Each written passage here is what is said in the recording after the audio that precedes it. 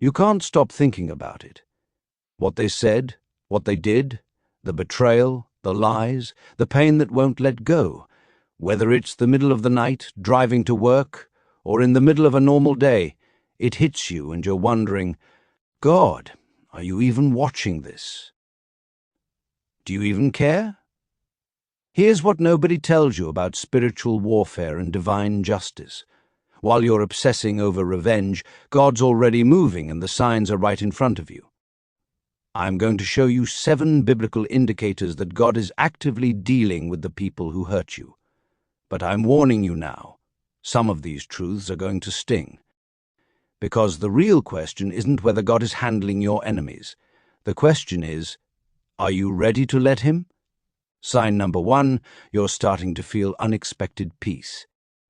Listen carefully. When God starts dealing with your offenders, the first sign isn't their destruction, it's your peace. And I know that sounds backwards. You want to see them suffer. You want justice now. But here's the brutal truth.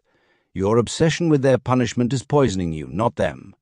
Romans 12:19 says, "Do not take revenge, my dear friends, but leave room for God's wrath."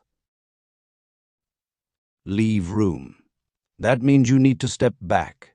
When you suddenly find yourself thinking about them less, when that burning rage starts cooling into something quieter, that's not weakness. That's God removing the weight from your shoulders, because He's picking it up Himself.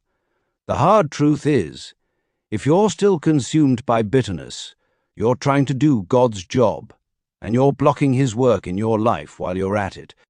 Sign number 2, their true character is being exposed. You know what's interesting about liars and manipulators?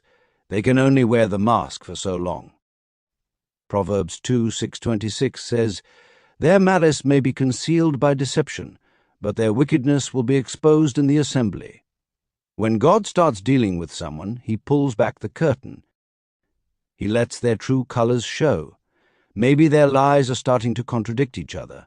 Maybe people are finally seeing through their charm. Maybe their reputation is cracking in ways that have nothing to do with you. You're not imagining it. Here's the shocking part. God doesn't expose them for your satisfaction. He does it to protect others from the same harm. You are never the only target. You were just the one who got hit first. So stop checking their social media. Stop asking mutual friends about them. God doesn't need your surveillance to do His work. Sign number 3, you're being blessed in the exact areas they tried to curse. This one is personal. Did they attack your character? God's bringing people into your life who see your true heart. Did they try to destroy your career? You're finding opportunities you never expected. Did they spread lies about you? The truth is somehow making its way back without you saying a word. Job 42:10 says, "After Job had prayed for his friends, the Lord restored his fortunes and gave him twice as much as he had before." Read that again. After Job prayed for the people who hurt him, God doubled everything.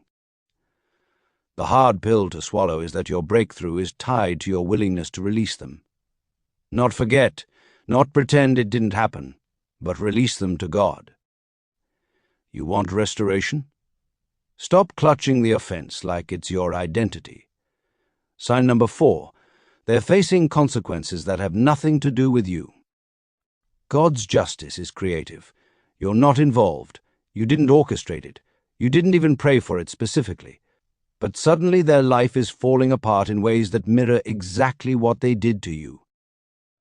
They lied. Now people don't trust them. They stole from you. They're experiencing financial problems. They betrayed you. Someone just betrayed them. Galatians 6:7 says, "Do not be deceived. God cannot be mocked. A man reaps what he sows."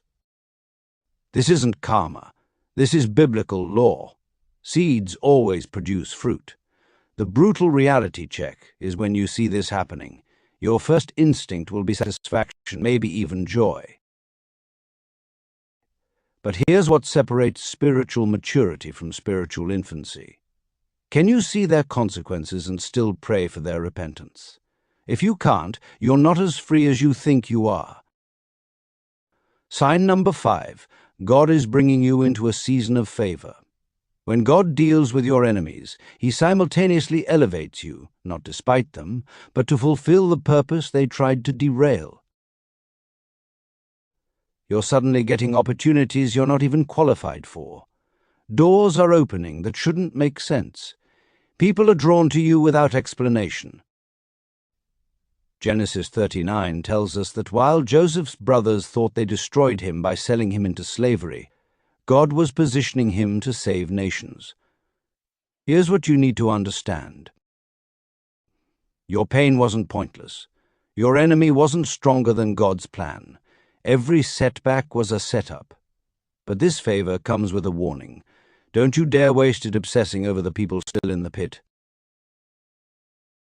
You've been promoted. Act like it.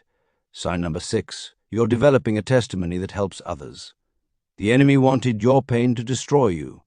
God's using it to deliver others. When you start seeing people drawn to your story, when someone says, "What you went through is exactly what I'm facing," that's not coincidence.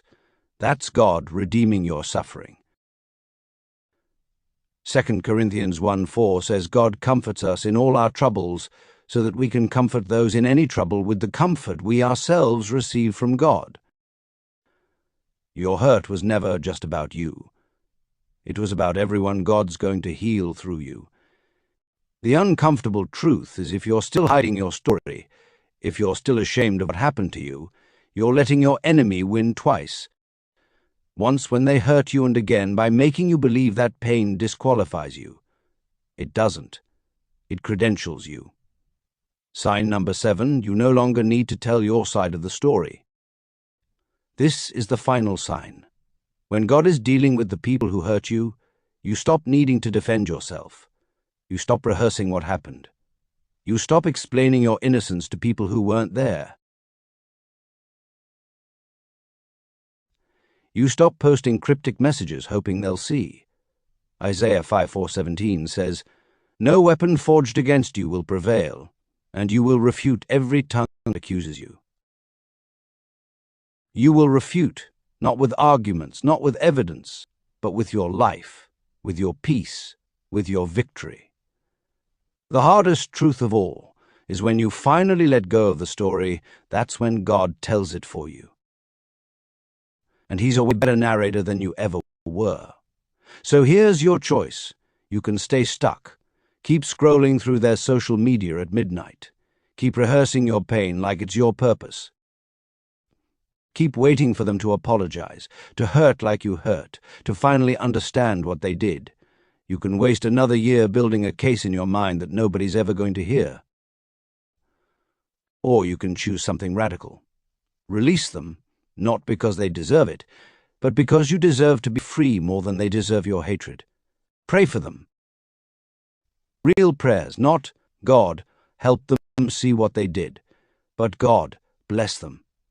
Heal whatever broke inside them. That's not weakness. That's warfare. When you pray for your enemies, you're choosing to become more like Christ instead of becoming more like them. God's not late. He's not absent. He's been dealing with this the entire time. While you've been losing sleep, he's been working. While you've been demanding justice, he's been preparing restoration. His timeline isn't punishment. It's protection. So stop watching for their fall. Stop measuring your healing by their consequences. Stop letting them live rent-free in your head. Start walking toward your rise. Start stepping into the favor God's prepared. Start telling your story to help someone else. Because the greatest revenge isn't seeing them suffer. It's becoming so free, so healed, so full of purpose that you forget to check if they're even watching. If this hit different, you know what to do. Like subscribe and drop a comment telling me which sign you needed to hear today. Let's build a community that chooses faith over revenge. See you in the next one.